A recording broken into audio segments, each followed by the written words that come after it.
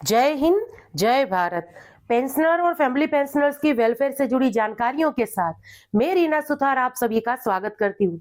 हमेशा की तरह आज के इस वीडियो की शुरुआत भी उन टॉपिक के साथ होगी जिसकी जानकारी लेकर आज के इस वीडियो में आई हूँ। देखिए, जनवरी 2026 की पेंशन के मैसेज को लेकर आज के इस वीडियो में बात होगी। कई सारे कमेंट्स मुझे ऐसे आए हैं जहां पर यह पूछा गया है कि जनवरी महीने की पेंशन क्या बढ़कर आएगी। तो आज के इस वीडियो में इसके बारे में बात करेंगे। साथ ही में एक अपडेट 2006 के बाद जो पेंशनर्स आए हैं वो खास इसके बारे में ध्यान दे। विस्तार से ये जानकारी आज शेयर करने वाली हूँ क्योंकि मैंने ये देखा है कि 2006 से लेकर 2008 के बीच या उसके बाद भी कुछ ऐसे रैंक के हमारे रिटायरीज हैं जिनको उनकी पेंशन में नुकसान हो रहा है और साथ ही में उनको मिलने वाले बेनिफिट्स पर भी नुकसान हो रहा है, और ये नुकसान हो रहा है उनको जानकारी नहीं है इस वजह से। तो विस्तार से आज के इस वीडियो में इसके बारे में बात करेंगे और हमेशा की तरह कुछ कमेंट्स भी आज के इस वीडियो में मैंने शामिल किए हैं जिनके माध्यम से हमारे पेंशनर और फैमिली पेंशनर्स ने अपनी पेंशन संबंधी समस्याओं को शेयर किया है। तो यही जानकारी के लिए आज के इस वीडियो में हम आगे बढ़ेंगे। वीडियो में आगे बढ़ने से पहले हमेशा की तरह आप सभी से निवेदन है कि वीडियो में अंत तक बने रहिएगा। इस चैनल के माध्यम से जो जानकारी मिल रही है अगर वो पसंद आ रही है तो लाइक और शेयर जरूर से कर दीजिएगा, और एक खास रिक्वेस्ट कि हर एक वीडियो को हाइप जरूर करिएगा ताकि सभी पेंशनर फैमिली पेंशनर्स तक इस वीडियो की जानकारी पहुंच सके। चैनल को सब्सक्राइब करना भी इसलिए जरूरी हो जाता है कि यूट्यूब हमारे वीडियोज आप लोगों तक पहुंचाए, और नोटिफिकेशन भी ऑन रखिएगा। आप चाहें तो हमारे चैनल को ज्वाइन भी कर सकते हैं। तो चलिए ज्यादा देर ना करते हुए आज के इस वीडियो की शुरुआत जनवरी 2026 की पेंशन के साथ करेंगे। देखिए, जनवरी 2026 के पेंशन का मैसेज आज 21 जनवरी है और कल या परसों से स्पर्श टीम के द्वारा पेंशन क्रेडिट का एडवांस मैसेज आना शुरू हो जाएगा। इसके बाद ये कंफर्म हो जाएगा कि जनवरी महीने की जो पेंशन है वो इस बार जल्दी आ रही है, यानी एक दिन हो सकता है कि 30 जनवरी तक जो है ये 30 जनवरी को ये पेंशन हमारे खातों में क्रेडिट हो जाएगी। और जिनकी पेंशन बैंक से आ रही है उनकी 27 या 28 से अलग अलग बैंकों का जिस हिसाब से अलग अलग नियम होता है उस हिसाब से पेंशन क्रेडिट शुरू हो जानी है। लेकिन लाइफ सर्टिफिकेट को लेकर जिनको दिक्कत आई थी, लाइफ सर्टिफिकेट जिन्होंने सबमिट कराने में गड़बड़ी कर दी थी और पेंशन नहीं आई है, तो उनको थोड़ी चिंता करने की बात है। ऐसे कोई अगर पेंशनर फैमिली पेंशनर्स हैं जिनको दिसंबर महीने की पेंशन भी नहीं मिली है तो वो जरूर कमेंट करिएगा या संपर्क करिएगा ताकि मैं आपकी मदद कर पाऊँ, क्योंकि मुझे कॉल भी ऐसे आए हैं जहां हमारी फैमिली पेंशनर्स ने कहा है कि दोबारा जब मैंने लाइफ सर्टिफिकेट सबमिट करा दिया इसके बाद भी पूरा जनवरी महीना निकलने आया है पर मेरी पेंशन अभी तक क्रेडिट नहीं हुई दिसंबर महीने की। तो ऐसी बातें जो हैं ये थोड़ी चिंता का विषय होती हैं, तो मैं जरूर से गाइड करूंगी, तो प्लीज कॉल करिएगा। चलिए, इसके बाद बात करते हैं जनवरी पेंशन में कोई भी बढ़ोतरी होगी या नहीं। तो पहले साफ साफ इसका जवाब दे दूं कि जनवरी महीने की पेंशन वही आएगी जो आपकी दिसंबर महीने में आई थी या नवंबर महीने में आई थी। कोई भी बढ़ोतरी जनवरी महीने की पेंशन में नहीं हो रही है। अब मुझे नहीं पता ये 3% इंक्रीमेंट की या 3% बढ़ोतरी की बात सोशल मीडिया में क्यों चल रही है, क्योंकि मैंने ऐसे कोई वीडियोस नहीं देखे, लेकिन हमारे बहुत सारे पेंशनर्स फैमिली पेंशनर्स ने ये कमेंट भी किया है, मैसेज भी किया है मुझे व्हाट्सएप पर। कुछ हमारे ऐसे पेंशनर्स हैं जिन्होंने वीडियोस भी शेयर किए हैं जहां पर यह दावा किया जा रहा है कि जनवरी महीने की पेंशन बढ़ी हुई आएगी, लेकिन ऐसा कुछ भी नहीं है। जनवरी महीने में हमारी पेंशन में किसी भी तरीके की बढ़ोतरी नहीं हुई है। 5-7 दिन पहले के एक वीडियो में मैं ये बात शेयर कर चुकी थी।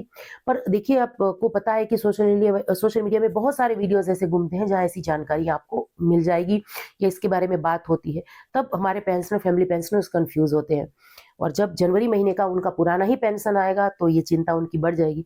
तो इसीलिए आज के इस वीडियो में मैं ये क्लियर कर रही हूँ कि जनवरी महीने में किसी भी तरीके की बढ़ोतरी हमारी पेंशन में या सैलरी में नहीं हुई है। जो डीएडीआर की बढ़ोतरी होगी 1 जनवरी 2026 से 2% की बढ़ोतरी मानकर चल लीजिए। कैलकुलेशन वगैरह मैंने शेयर कर दिए थे। एआईसीपीएन के जो आंकड़े हैं दिसंबर 2025 के, वो 30 या 31 जनवरी को आने की संभावना है, तब सारी ये चीजें क्लियर हो जाएगी। पर 2% से ज्यादा बढ़ोतरी नहीं दिख रही है। बाकी आने वाले दिनों में जो भी अपडेट होगी मैं वीडियो के माध्यम से शेयर कर दूंगी। अब वीडियो में आगे बढ़ते हुए बात करते हैं 2006 के बाद आए पेंशनर्स, खास ध्यान दें। यहाँ पर मैं बात कर रही हूँ एमएससीपी को लेकर। देखिए, एमएससीपी 2006 में आई थी, यानी 6 सीपीसी में इसका फॉर्मूला लागू किया गया था। इसके पहले एसीपी था। बहुत सारे वीडियोस में एससीपी और एमएससीपी में क्या डिफरेंस है इसके बारे में बात कर चुकी हूँ, तो ज़्यादा यहाँ पर इसके बारे में बात नहीं करूँगी। लेकिन आज जो जानकारी मैं शेयर कर रही हूँ, क्योंकि बहुत सारे ऐसे मुद्दे मेरे सामने आए हैं, ऐसे केस मेरे सामने आए हैं, जहाँ पेंशनर्स को अपने वेलफेयर के जो बेनिफिट्स हैं उसके बारे में पता ही नहीं होता है। इसी वजह से वो लाभ वो ले ही नहीं पा रहे हैं। तो उस बात पे हमें आज बात करनी है। देखिए 2006 से 8 के बीच जो आए थे, उनमें से बहुत सारे अभी हमारे ऐसे पेंशनर्स हैं जिन्होंने एमएससीपी को लेकर कंप्लेन दर्ज करवाई थी, एमएससीपी मिल भी गई है। कभी भी 2008 या उसके बाद भी जो रिटायरीज आए हैं, ऐसे बहुत सारे पेंशनर्स हो सकते हैं जिन्होंने एमएससीपी को लेकर कार्रवाई नहीं करवाई है, उनको जरूर से करवानी है। और एमएससीपी को लेकर अगर डिटेल में वीडियो चाहिए तो आपको मेरे चैनल पर मिल जाएगा। आज हम बात कर रहे हैं एमएससीपी और उनके बेनिफिट्स को लेकर, खास तौर पर सीएसडी कार्ड को लेकर। अगर किसी हवलदार को नायब सूबेदार की एमएससीपी मिलती है, रिटायरमेंट के बाद ही क्यों ना मिले, लेकिन अगर एक हवलदार एमएससीपी के हिसाब से नायब सूबेदार की पेंशन ले रहा है तो सीएसडी कार्ड में बदलाव करना बेहद ही जरूरी हो जाता है।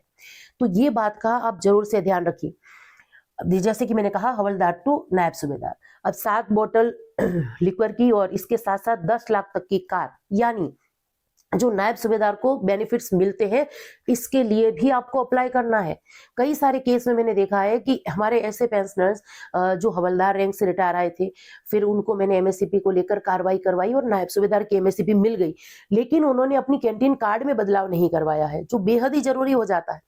और ये बदलाव जब से आपको अभी पता चले, अगर आपने नहीं करवाया तो करवाना क्यों जरूरी हो जाएगा, इसके बारे में अगर बात करूं तो देखिए, कभी भी आप इसके बेनिफिट्स लेने जाएंगे या आप कार परचेस करने जाएंगे तो आपको, अगर आपने आपकी सीएसडी का जो कैंटीन कार्ड है उसमें आपने बदलाव नहीं करवाया तो आपको फिर उसी टाइम जब आप कार खरीदने जा रहे हैं, फिर अगर ये सारा प्रोसेस करवाएंगे तो आपको इसमें समय लग जाना है।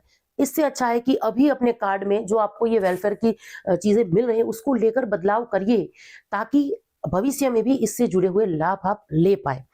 और अगर कोई ऐसे हवलदार रैंक से रिटायर हमारे पेंशनर्स इस वीडियो को देख रहे हैं जिनको नायब सूबेदार की एमएससीपी मिली है और उन्होंने सीएसडी कार्ड में बदलाव नहीं करवाया या इसके बारे में उनको जानकारी नहीं थी, तो कमेंट्स के माध्यम से जरूर से शेयर करिएगा, ताकि मुझे भी पता चले कि इस वीडियो के माध्यम से जो मैं प्रयास कर रही हूँ वो हमारे फैमिली पेंशनर्स तक पहुंच रहे हैं। तो आपके कमेंट्स का मुझे इंतजार रहेगा। चलिए अब वीडियो में आगे बढ़ते हुए कुछ कमेंट्स देख लेते हैं। अब जो हमें कमेंट्स आए हैं वो 8 सीपीसी में डिसेबिलिटी पेंशन के लिए आए हैं कि कितनी बढ़ोतरी वगैरह होगी। इसके साथ साथ 8 सीपीसी के बेनिफिट्स को लेकर आए हैं, पेंशन मैसेज नहीं आ रहा है, ऐसे कुछ कमेंट्स हैं। और इसके साथ साथ डिसेबिलिटी पेंशन रिवाइज नहीं हुआ है, डीएससी कोर्ट केस की जानकारी मांगी गई है। तो चलिए अब वीडियो में आगे बढ़ते हुए ये सारे कमेंट। तो सबसे पहला जो कमेंट है वो हमारे एक ऐसे पेंशनर्स का है जिन्होंने आर्मी में सर्विस दी है 17 साल तक, टीएस नायक रैंक से वो रिटायर आए थे। इसके बाद उन्होंने डीएससी ज्वाइन की, वहां से वो मेडिकल बोर्ड आउट आए हैं, 100% डिसेबिलिटी वगैरह। और इसकी बेसिक जो आ रही है 10,610 रुपए, इसमें कितनी बढ़ोतरी होगी 8वें वेतन आयोग में, इसकी जानकारी वो मांग रहे हैं। तो देखिए, जो भी फिटमेंट फैक्टर रहने वाला है उस हिसाब से आपकी बेसिक में बढ़ोतरी होगी। और डिसेबिलिटी पेंशन पर तो मैं वीडियो पहले ही बना चुकी हूँ, उसका कैलकुलेशन वगैरह कैसे करना है। तो अब जो हमारे डिसेबिलिटी पेंशनर्स भाई हैं वो खुद घर पे भी अपनी जो पेंशन आ रही है उसके हिसाब से 8वें वेतन आयोग की जो बेसिक है, अनुमानित बेसिक कहूंगी मैं इसको, ये निकाल पाएंगे। अनुमानित बेसिक इसलिए कह रही हूं क्योंकि देखिए, फिटमेंट फैक्टर 1.92 इतना तो रहेगा ही, इससे कम रहने की कोई भी संभावना नहीं है। लेकिन हो सकता है कि केंद्र सरकार बढ़ती हुई महंगाई को ध्यान में रखते हुए कुछ उदारता दिखाए और फिटमेंट फैक्टर 2% या 2.8 या 10% तक ले जाए, लेकिन इससे ज्यादा फिटमेंट फैक्टर की उम्मीद मत रखिएगा। अब कई सारे हमारे ऐसे पेंशनर या फैमिली पेंशनर्स होंगे जो मेरी इस बात से इत्तेफाक नहीं रखेंगे। कमेंट भी मुझे ऐसे आने वाले हैं कि मैम आप कम फिटमेंट फैक्टर के बारे में बात क्यों कर रही हैं, आप नहीं चाहती क्या कि सैलरी या पेंशन में अच्छी खासी बढ़ोतरी हो।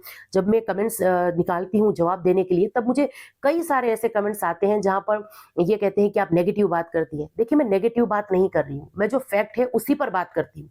फिटमेंट फैक्टर 1.92 कैसे रह सकता है उसका पूरा फॉर्मूला मैंने शेयर किया था, कुछ एक एक्सपर्ट्स की राय भी मैंने शेयर की थी वीडियो के माध्यम से। तो समय समय पर हम इसके बारे में बात करते रहते हैं।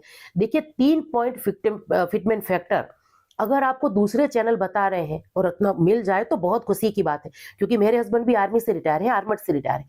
तो अगर फिटमेंट फैक्टर 3 पॉइंट मिला तो हमको भी इतना ही फायदा होगा जितना आपको होगा।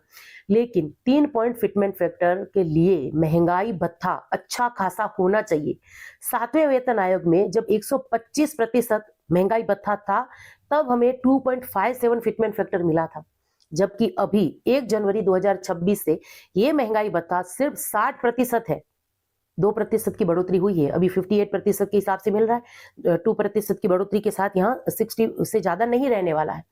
तो फिटमेंट फैक्टर 3% कैसे होगा, ये मुझे नहीं समझ में आ रहा है। दूसरे चैनल्स पे आप कैलकुलेशन वगैरह देख रहे हैं तो वो हम जानकारी के लिए देख सकते हैं, लेकिन ज्यादा विश्वास ऐसी बातों पर हम नहीं कर सकते। बाकी 2026 में पूरा ये अनुमान चलता रहेगा, अटकलें चलती रहेगी। हो सकता है कि 2027 की शुरुआत के 6 महीनों में ही हमें 8वां वेतन आयोग देखने के लिए मिल जाए। ऐसा मैं इसलिए भी कह रही हूँ क्योंकि 8वें वेतन आयोग की घोषणा लेट हुई है, कमेटी का गठन लेट हुआ है, फिर सिफारिशें कमेटी जल्दी पेश करे, इसको लेकर भी मांग और प्रयास बहुत तेज हो गए हैं। तो ये सारी चीजों का पॉजिटिव असर हमें 2027 में जरूर से देखने के लिए मिलेगा। बाकी जो भी अपडेट होगी इस चैनल के माध्यम से सही अपडेट आप तक जरूर पहुंचेगी। चलिए अगला कमेंट एक यही देख लेते हैं। हमारे एक जो पेंशनर्स हैं मनोज शर्मा जी, उन्होंने कितना अच्छा कमेंट किया है कि बहुत ही अच्छी वीडियो बनाई है आपने, आज तक कोई चैनल ये वीडियो नहीं दे पाया, इसी प्रकार की वीडियो बनाया करिए डिसेबिलिटी पेंशन पर। डिसेबिलिटी पेंशन में कितनी बढ़ोतरी हो सकती है 8वें वेतन आयोग में, इसको लेकर हमारे जो एक व्यूअर्स हैं, हमारे जो पेंशनर्स हैं, उन्होंने ये कमेंट किया और मुझे बहुत अच्छा लगता है जब हमारे पेंशनर्स इस चैनल के माध्यम से जो मैं प्रयास कर रही हूँ उसकी सराहना करते हैं। बहुत सारे अच्छे कमेंट्स आते हैं। मैं कभी एक ऐसा वीडियो जरूर बनाऊंगी जिनमें इन सभी अच्छे कमेंट्स को शामिल करूंगी, क्योंकि ऐसे कमेंट्स पढ़कर हमें भी ऐसा लगता है कि जो प्रयास हम करते हैं, जो थोड़ा सा समय इस चैनल को मैं दे रही हूं, वो कहीं ना कहीं हमारे लाखों पेंशनरों और फैमिली पेंशनर्स के लिए उपयोगी हो रहा है। चलिए अगला कमेंट है, एक लिख रहे हैं कि मैडम मेरा रिटायरमेंट अप्रैल 2026 में है और 8 CPC लागू होगा 2028-29 में, पर इफेक्टिव होगा, यानी इसको माना जाएगा 1 जनवरी 2026 से। तो मुझे 7 CPC के तहत ग्रेजुएटी और लीव का जो पैसा वगैरह है वो किस हिसाब से वापस मिलेगा या रिवाइज्ड होगा या नहीं, इसको लेकर वो जानकारी मांग रहे हैं। देखिए हर वेतन आयोग में ऐसा होता है कि जब वेतन आयोग का जब सिफारिशें वगैरह चल रही होती है उस दौरान बहुत सारे जो पेंशनर्स हैं वो रिटायर होकर आते हैं, और उनकी क्योंकि फिटमेंट फैक्टर वगैरह तय नहीं होता है, कितना फायदा देना है, ग्रेजुएटियों के नियमों में क्या बदलाव आ रहा है, वो कुछ तय नहीं होता है। तो उस हिसाब से उनको पुराने वेतन आयोग के हिसाब से, जिस वेतन आयोग में वो सर्विस कर रहे हैं उसी वेतन आयोग के हिसाब से उनका कैलकुलेशन वगैरह देते हैं। आपको इसके बाद क्या करना है, जैसे कि अभी थोड़ी देर पहले मैंने शेयर किया कि 2027 की शुरुआत के 6 महीनों में 8वां वेतन आयोग हमें देखने के लिए मिल सकता है। तो तब आप जो है इसके लिए कार्रवाई कर सकते हैं, पर ये बात का ध्यान जरूर से रखिएगा। और ये और इनके साथ जो ऐसे और पेंशनर्स हैं जिनके साथ ऐसा ही केस हुआ है, तो उनको भी अगर कोई पुराने ही बेनिफिट्स मिले हैं तो इसके बारे में आपको जागरूकता रखनी जरूरी है, क्योंकि जो रिकॉर्ड ऑफिस से आपका कैलकुलेशन वगैरह हुआ है वो आपको दोबारा फोन करके लेटर लिख के इसके बेनिफिट्स नहीं देने वाले हैं। तो इस बात का आप भी ध्यान रखिए। और हो सकता है कि 8वें वेतन आयोग में आपका जो एरियर वगैरह बने उसमें ये ग्रेजुएटी का वगैरह का एरियर जो है लग कर आ जाए, लेकिन आपको कैलकुलेशन जरूर से करना पड़ेगा। और आज सोशल मीडिया के माध्यम से जानकारी इतनी मिल रही है हमारे पेंशनर फैमिली पेंशनर्स को कि वो अपने वेलफेयर के बेनिफिट्स को लेकर काफी जागरूक रहते हैं, तो इसको लेकर वो कार्रवाई भी करते हैं। तो जब ये वेतन आयोग आ जाता है तो इसको लेकर कैलकुलेशन जरूर से करिएगा। चलिए अगला कमेंट है, एक लिख रहे हैं कि मैम 1 साल से मोबाइल में पेंशन का मैसेज नहीं आ रहा है। तो देखिए अगर आपको पेंशन का मैसेज नहीं मिल रहा, आपने ये नहीं लिखा कि आपकी पेंशन स्पर्श से आ रही है या हमारे केंद्र के अलग विभागों के आप पेंशनर्स हैं या फैमिली पेंशनर्स हैं, आपने इसके बारे में जानकारी नहीं दी है। अगर स्पर्श से आपकी पेंशन आ रही है और मैसेज नहीं आ रहा, तो आप स्पर्श में लॉगिन करके आपकी पेंशन स्लिप डाउनलोड कर सकते हैं। या कई बार स्पर्श जो है वो मेल से भी, अगर आपकी मेल आईडी अपडेट है तो मेल भी आपको आ जाता है। और अगर बैंक से पेंशन ले रहे हैं और आपको पेंशन का मैसेज नहीं आ रहा, तो आपको क्या करना है, मेरे चैनल पर आपको वो वीडियो मिल जाएगा जिसमें विस्तार से मैंने एक लेटर शेयर किया था, जहां केंद्र सरकार ने सभी बैंकों के CPPCs को यह आदेश दिया है कि हर एक पेंशनर फैमिली पेंशनर्स को उनकी पेंशन का मैसेज, पेंशन स्लिप मिलनी चाहिए। चाहे मेल के जरिए, चाहे व्हाट्सएप के जरिए। लेकिन पेंशन स्लिप ये पेंशनर्स का हक है, उसी से उनको पता चलेगा कि पेंशन सही आ रही है या नहीं, जो डीएडीआर का अमाउंट कितना जुड़ रहा है, लाइफ सर्टिफिकेट की ड्यू डेट, नॉमिनीज वगैरह में, ये सेंट्रल गवर्नमेंट के पेंशनर्स के लिए बोल रही हूँ, ये सारी जानकारी उनको पेंशन स्लिप से मिल रही थी। जो पेंशन स्लिप का फॉर्मूला केंद्र सरकार ने शेयर किया था, वो भी मैंने उस वीडियो में बताया था कि कैसे पेंशन स्लिप में क्या क्या जानकारी होनी चाहिए। तो ये हमारे लिए बेहद ही जरूरी हो जाती है। अगर आपको बैंक पेंशन स्लिप देने से मना करता है तो आप मुझसे संपर्क करिए, नहीं तो केंद्र सरकार का वो लेटर जो है वो मुझसे मांगकर बैंक में जमा कराकर आपकी पेंशन स्लिप चालू करवाइए। ये आपका हक है और ये जरूर से होना चाहिए। 8वें वेतन आयोग में आपकी बेसिक सही कैलकुलेशन वगैरह किया होगा, नहीं किया होगा, आपको कैसे पता चलेगा? पेंशन स्लिप से ही पता चलेगा। तो ये सुविधा आज ही शुरू करवाइए। चलिए, सबसे आखिर में ये कमेंट देख लेते हैं। एक लिख रहे हैं कि डीएससी पेंशन कोर्ट केस के बारे में बताइए कि इसके बारे में क्या जानकारी है। देखिए, डीएससी कोर्ट केस जो अभी चल रहा है, यानी 14 ईयर से ज़्यादा की सर्विस हो गई है लेकिन 15 ईयर से कम सर्विस है, तो ऐसे में डीएससी पेंशन नहीं दे रही थी, घर भेज दिया था एज वगैरह कंप्लीट होने की वजह से।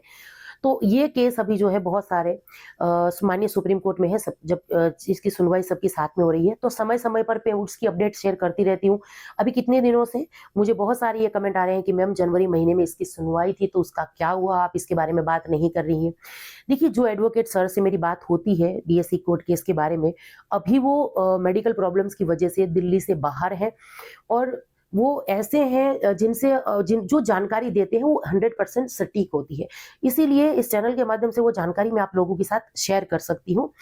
तो अभी उनसे मेरी इस बारे में बात नहीं हो पा रही है। ये मैटर या जो प्रीमेच्योर रिटायरमेंट हमारे पेंशनर्स आए हैं उनके कोर्ट केस का क्या हुआ वगैरह, ये दोनों ही बातें अभी नहीं हो पा रही हैं, इसकी जानकारी नहीं मिल पाई है, इसीलिए ये अपडेट आपको नहीं मिल पा रही है। बाकी हमारे कोई ऐसे पेंशनर या फैमिली पेंशनर्स हैं जिनको इसके बारे में जानकारी है, तो आप कमेंट करिएगा, मैं उसको वेरीफाई जरूर से करूंगी। पर कई बार ऐसे होते हैं, ऐसे सोर्स होते हैं हमारे जिनकी जानकारी 100% सटीक होती है और वही हम इस वीडियो के माध्यम से आप लोगों के साथ शेयर करते हैं। क्योंकि मैं समझती हूँ एक ना मैं सिर्फ एक सैनिकों से, भूतपूर्व सैनिकों से या उनकी फैमिली पेंशनर से जुड़ा एक चैनल चला रही हूँ, बल्कि एक व्हाट्सएप ग्रुप भी है हमारा फैमिली पेंशनर्स के लिए। तो एक बहुत बड़ी जवाबदारी होती है कि एक चैनल के माध्यम से सही जानकारी आप लोगों तक पहुंचाए और उस पर हम पूरी कोशिश करते हैं कि जो भी अपडेट दें वो बिल्कुल सही हो। अब चलिए, ये प्रयास आप लोगों को कितना पसंद आ रहा है, यूजफुल रह रहा है, आप सब लोग कमेंट्स के माध्यम से जरूर से शेयर करिएगा। और इसी के साथ आज के इस वीडियो से विदा लेती हूँ। जय हिंद।